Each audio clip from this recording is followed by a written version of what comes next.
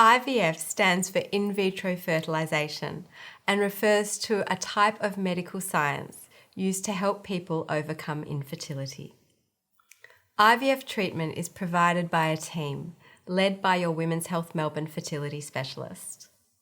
Other team members include highly skilled doctors and nurses, laboratory scientists, and multidisciplinary support staff, working together to support you. At Women's Health Melbourne, you may choose to integrate additional support into your team, including clinical nutrition, Chinese medicine and acupuncture therapies, and naturopathy symptom management. When you undertake IVF treatment, your unique plan will be designed to address elements of your clinical circumstances. Before having IVF treatment in Victoria, a counselling appointment is arranged. This step is required by the Victorian Assisted Reproductive Treatment Act. Your fertility specialist's role is to comprehensively assess, identify, and where possible modify the reasons behind your fertility problems. In your specialist appointments, a strategy is formulated to try to assist you to overcome the barriers you face. IVF involves asking your ovaries to mature multiple eggs in a month of active treatment. The terminology we use for this treatment type is a stimulated IVF cycle, sometimes called controlled ovarian hyperstimulation. Medications are used to promote the maturation and ripening of eggs. Many of the medications commonly used in IVF are injections. Our team will support you so you become comfortable administering your medications with ease at home. We observe your progress via ultrasound monitoring of how your ovaries are responding to your medication. There are many medication options that can be used in the stimulation phase of IVF. When taking into account the type, combination, and doses of IVF medications, there are approximately 2,000 ways of designing an IVF stimulated cycle. Your cycle will be designed with a goal of achieving your best outcome.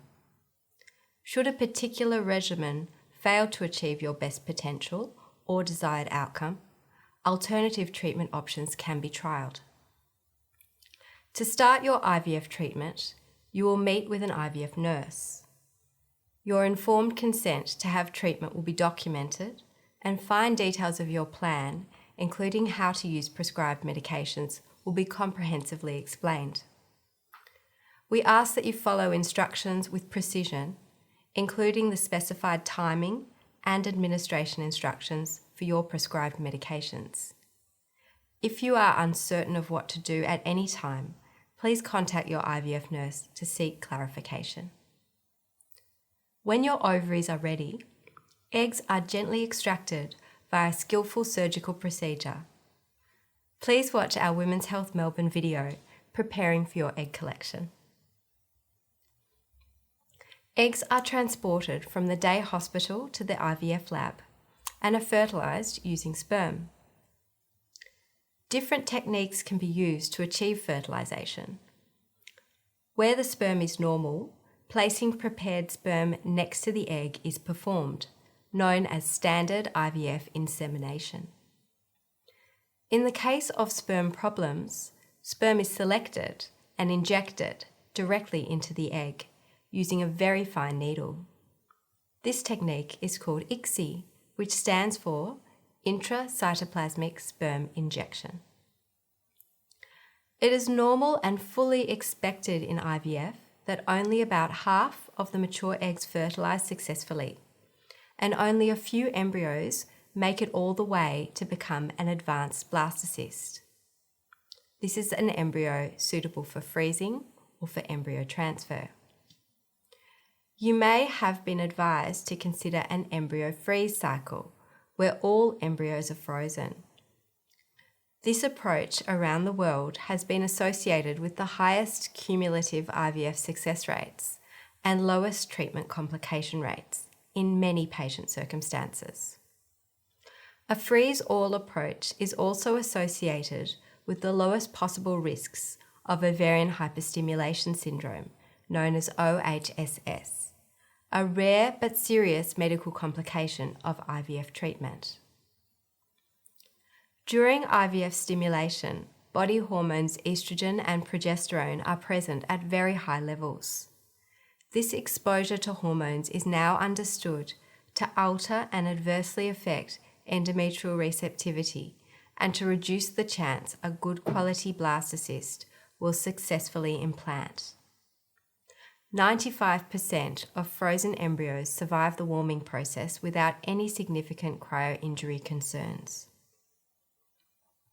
Advantages of a freeze-all approach include the avoidance of OHSS, the strategic option of embryo banking across more than one treatment cycle, and an embryo transfer strategy of delivering a warmed embryo into the more receptive uterine environment of a natural or optimally hormonally controlled cycle. Every patient's circumstance is unique, and a fresh embryo transfer may be planned as the best option in some situations. At Women's Health Melbourne, our goals in IVF are to provide truth-based care, scientific excellence, and to deliver the best possible results and outcomes for our patients. IVF is an amazing technology, but unfortunately we know and expect that not every treatment will be successful. In Australia, the average IVF patient needs 2 to 3 stimulated IVF cycles, with a number of associated embryo transfers, to have a baby. Factors that affect how quickly you will conceive include your age, the underlying reasons for your infertility, the skill of your IVF specialist team, and the quality of your embryos. Like all areas of medicine and science, there are times in IVF where things don't go to plan. During your IVF consent process, possible clinical and laboratory-related complications of IVF are outlined in detail. You'll be asked to acknowledge that you have understood them before starting a treatment. While not every IVF cycle will conform to the law of averages, it is useful to discuss what average IVF outcomes look like. On average, 9 to 10 eggs are collected. Half of the eggs fertilise normally. 1 in 5 eggs collected will result in a blastocyst embryo. Your IVF cycle may have an outcome which is above or below average. A first IVF treatment offers us important insights and clinical feedback about the health of your sperm, eggs, and embryos. This information can be useful to explain your personal IVF prognosis more accurately and to strategically modify elements of your IVF care. IVF was first successful in 1978.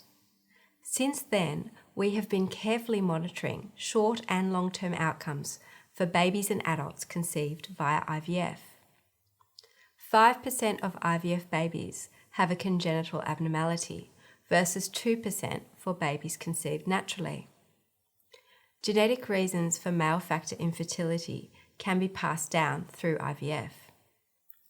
The overwhelming majority of IVF babies are completely healthy and can also expect excellent health in the longer term.